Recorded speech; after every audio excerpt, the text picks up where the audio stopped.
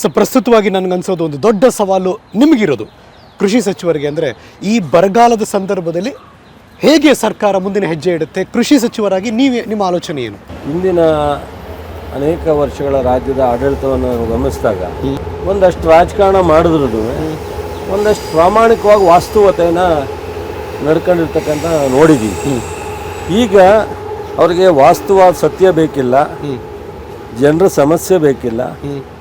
ಅವರು ಅಪೋಸಿಷನ್ ಅವರು ಅಂತ ಅಂದರೆ ನಾವು ರೂಲಿಂಗ್ ಪಾರ್ಟಿಯನ್ನು ಟೀಟೆ ಮಾಡೋದು, ವಿರೋಧ ಮಾಡೋದು ಈ ಒಂದು ಮನಸ್ಥಿತಿಗೆ ಬಂದಿದ್ದಾರೆ. ಇದೊಂದು ಈ ದೇಶದ ಒಂದು ಪ್ರಜಾಪ್ರಭುತ್ವದಲ್ಲಿ ಇದೊಂದು ಕೆಟ್ಟ ಒಂದು ಇದು ಅಂತ ನನಗೆ ಅನಿಸುತ್ತೆ. ಇದು ನಾವು ಯಾರೂ ಶಾಶ್ವತ ಇಲ್ಲ. ಬರಗಾಲ, ರೈತರ ಜೊತೆ ಇರಬೇಕಾದವರು ಅಲ್ಲೆಲ್ಲ ದೆಹಲಿಗೆ ಹೋಗ್ತಾರೆ, ಅಲ್ಲಿ ಪ್ರೊಟೆಸ್ಟ್ ಮಾಡ್ತಾರೆ ಅಂತ ಕೇಳ್ತಾರೆ. ನಮಗೆ ಇವತ್ತು 4.5 ಲಕ್ಷ ಟ್ಯಾಕ್ಸ್ ಕಟ್ಟುವಂಥ ರಾಜ್ಯ ಮಹಾರಾಷ್ಟ್ರ ಬಿಟ್ಟರೆ ನಾವೇ ಅತಿ ಹೆಚ್ಚಿನ ಟ್ಯಾಕ್ಸ್ ಪೇಯರು. ಸತ್ಯ. ನಮಗೆ 50,000 ಕೋಟಿ ಕೊಡ್ತಾರೆ. ಇದ್ರ ಬಗ್ಗೆ ಚರ್ಚೆ ಮಾಡೋಕ್ಕೆ ಒಬ್ಬ ಲೋಕಸಭಾ ಸದಸ್ಯ ರೆಡಿ ಇಲ್ಲ. ಅವ್ರಿಗೆ ಏನು ಅರ್ಹತೆ ಇದ್ದಿದ್ರಿ? ಇಲ್ಲಿ 26 ಜನ ಗೆದ್ದಿದ್ದಾರೆ BJPಯಿಂದ. 5 ತಿಂಗಳಲ್ಲಿ ಒಂದು ಮೀಟಿಂಗ್ ಮಾಡಿಲ್ವಲ್ರಿ?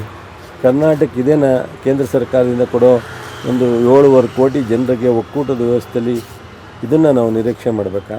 ಕೇಂದ್ರ ರಾಜ್ಯ ಇಲ್ಲಿವರೆಗೆ ಯಾಕೆ ಕೊಟ್ಟಿಲ್ಲ ಅಂತ ಕೇಳೋದಕ್ಕೆ ಇವತ್ತು JDS BJP ಎರಡೂ ಒಂದಾಗ್ಬಿಟ್ಟಿದೆ. ಕುಚ್ಚು ಏನು ನಾನು ಕುಮಾರಸ್ವಾಮಿ ಅವ್ರನ್ನ ಮುಖ್ಯಮಂತ್ರಿ ಮಾಡೋ ಸಂದರ್ಭದಲ್ಲಿ ನಾವೆಲ್ಲ ಶಾಸಕರು BJPಗೆ ಹೋದಾಗ ಏನು ದೇವೇಗೌಡರು ಬೈದದ್ದೇನು ಹೇಳ್ತೀರಾ, ನಮ್ಮನ್ನು ಶಿಕ್ಷಣೆ ಮಾಡೋದೇನು? ಅದೇ ಕುಮಾರಸ್ವಾಮಿ ಯಡಿಯೂರಪ್ಪನಿಗೆ ಅಧಿಕಾರ ಹಸ್ತಾಂತರ ಮಾಡೋ ಟೈಮ್ನಲ್ಲಿ ನಾನು ಮಹಾನ್ ತಪ್ಪು ಮಾಡ್ಬಿಟ್ಟೆ, ಯಡಿಯೂರಪ್ಪ ಇವ್ರ ಬಗ್ಗೆ ಮಾತನಾಡಿದ್ದೇನು, ಆದರೆ ಇವ್ರು ಮಾತಾಡಿದ್ದೇನು, ಆಮೇಲೆ RSS ಬಗ್ಗೆ ಮಾತಾಡಿದ್ದೇನು, ಮತ್ತು ಇವ್ರು ಏನು ಗುರಿ, ಈ ರಾಜ್ಯಕ್ಕೆ ಏನು ಕೊಡುಗೆ? ಅಲ್ಲ, ಅಭಿವೃದ್ಧಿ ಕಡೆ ಗಮನ ಹರಿಸ್ತಿಲ್ಲ, ಸರ್ಕಾರದ ಬೊಕ್ಕಸ ಖಾಲಿ ಅಂತ ಮಾತಾಡ್ತಿದ್ರು. ನಮ್ಮ ಹತ್ರ ಯಾವ್ದಾದ್ರು ಟ್ರೆಜರಿಲಿ ಬ್ಯಾನ್ ಆಗಿದೆಯಾ? ಚೆಕ್ ಯಾರಿಗಾರ ಸ್ಯಾಲ್ರಿ ನಿಲ್ಸಿದೀವ? ಯಾವ್ದಾರ ಸ್ಕೀಮ್ ನಿಂತಿದ್ದಾವ? ಅಥವಾ ಕಾಂಟ್ರಾಕ್ಟ್ ಬಿಲ್ ನಿಲ್ಸಿದೀವ? 180 ಕೋಟಿ ಈ ರಾಜ್ಯದ ಜನ ಬಸ್ನಲ್ಲಿ ಓಡಾಡಿದ್ದಾರೆ ಫ್ರೀ. 180 ಕೋಟಿ ಅದೇನು ಕಡಿಮೆ ಏನ್ರಿ? ನಿಮ್ಮ ಹೆಂಡತಿ ಹೋದ್ರೂ ಫ್ರೀ, ನಿಮ್ಮ ತಾಯಿ ಹೋದ್ರು ಫ್ರೀ, ನನ್ನ ಹೆಂಡತಿ ಹೋದ್ರು ಫ್ರೀ. ಇದರಲ್ಲೇನು ತಾರತಮ್ಯ ಇಲ್ಲ.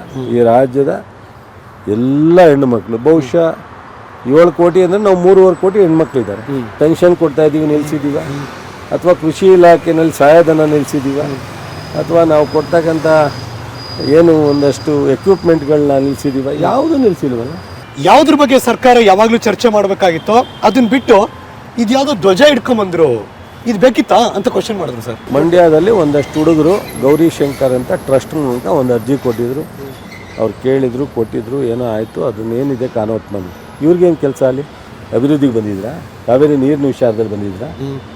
ಅಥವಾ ಫ್ಯಾಕ್ಟ್ರಿ ನಿಂತೋಗಿತ್ತು ಸ್ಟಾರ್ಟ್ ಮಾಡಿದ್ರಾ? ಹುಡುಗರು ಸಂಘದವರು ಅವರು ಹನುಮಾನ್ ಬಾವುಟನ ಹಾಕ್ಸಿದ್ದಾರೆ. ಸೊ ಅಧಿಕಾರಿಗಳು ಇಲ್ಲ ನೀವು ಈ ರೀತಿ ತಪ್ಪು ಅಂದಾಗ, ಇಲ್ಲ ನಾವು ಹೇಗಿರೋ 26ಕ್ಕೆ ರಿಪಬ್ಲಿಕ್ ಡೇ ಇದೆ, ಆ ರಿಪಬ್ಲಿಕ್ ಡೇನಲ್ಲಿ ನಾವು ತೆಗೆದ್ಬಿಟ್ಟು ಆರಿಸ್ತೀವಿ ಅಂತ ಹೇಳಿದ್ದಾರೆ. ಸೊ ಆಯ್ತಂತ ಹೇಳಿದ್ದಾರೆ. ಅದನ್ನು ನಾವು ಸೀರಿಯಸ್ ಆಗಿ ತಗೊಂಡಿಲ್ಲ ಅವರು.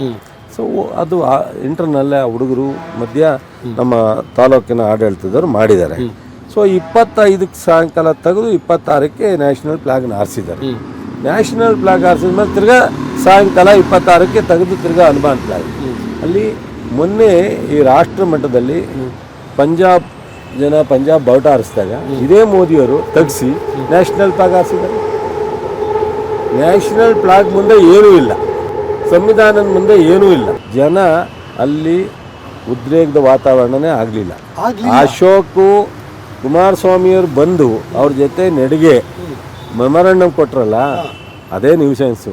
ಅದು ಬಿಟ್ಟರೆ ಅವ್ರ ಜೊತೆಲಿ ಅವಾಗ ಒಂದಷ್ಟು ಜನ ಹುಡುಗರುಗಳು ಅಲ್ಲಿಂದ ಇಲ್ಲಿಂದ ಬಂದವರು ಅಥವಾ ಸ್ಥಳೀಕರು ಒಂದಷ್ಟು ಕಲ್ಲು ಹೊಡೆದಿರೋದು ಬಿಟ್ಟರೆ, ಬಟ್ ಅದನ್ನು ದೊಡ್ಡ ಪ್ರಮಾಣದಲ್ಲಿ ಏನು ವ್ಯತ್ಯಾಸ. ಜನತಾದಳದವ್ರಿಗೂ BJPಯವ್ರಿಗೆ ಬೇಕಿತ್ತ? ಮಂಡ್ಯ ಇದೆಯಲ್ಲ ಭಾಳ ಸೆನ್ಸಿಟಿವ್. ದ್ವೇಷ ಯಾರ ಮೇಲೆ ಸರ್? ಅಂದರೆ ಚಲುವರಾಯಸ್ವಾಮಿ ಅನ್ನುವ ವ್ಯಕ್ತಿಯ ಮೇಲೋ ಅಥವಾ ಪಕ್ಷದ ವಿರುದ್ಧದ ಈ ದ್ವೇಷಗಳ ಮೇಲೆ? ನನ್ನ ಅನಿಸಿಕೆ ವೈಯಕ್ತಿಕ ದ್ವೇಷ ಇರ್ಬೋದು, ಇಟ್ಕೊಳ್ಳಿ ಅವರು, ಅದೇನು ನಾನು ಬೇಡ ಅಂತ ಹೇಳಲ್ಲ. ಬಟ್ ಅದಕ್ಕಿಂತ ಹೆಚ್ಚಾಗಿ ಅವ್ರ ಮುಂದಿನ ಪಾರ್ಲಿಮೆಂಟ್ ಚುನಾವಣೆನ ಕಂಡು. ಅನುಕ್ಷಣದ ಸುದ್ದಿಗಳಿಗಾಗಿ ವಿಸ್ತಾರ ನ್ಯೂಸ್ ಯೂಟ್ಯೂಬ್ ಚಾನೆಲ್ ಸಬ್ಸ್ಕ್ರೈಬ್ ಮಾಡಿ. ಹೊಸ ಸುದ್ದಿಗಳ ನೋಟಿಫಿಕೇಶನ್ಗಾಗಿ ಬೆಲ್ ಐಕಾನ್ ಕ್ಲಿಕ್ ಮಾಡಿ. ಲೇಟೆಸ್ಟ್ ಅಪ್ಡೇಟ್ಸ್ಗಾಗಿ www.vistaranews.com ವೆಬ್ಸೈಟ್ಗೆ ವಿಸಿಟ್ ಮಾಡಿ. ಅಂಗೈಯಲ್ಲೇ ಜಗತ್ತಿನ ಸುದ್ದಿ ತಿಳಿಯಲು ವಿಸ್ತಾರ ನ್ಯೂಸ್ ಕನ್ನಡ ಆಪ್ ಡೌನ್ಲೋಡ್ ಮಾಡಿ.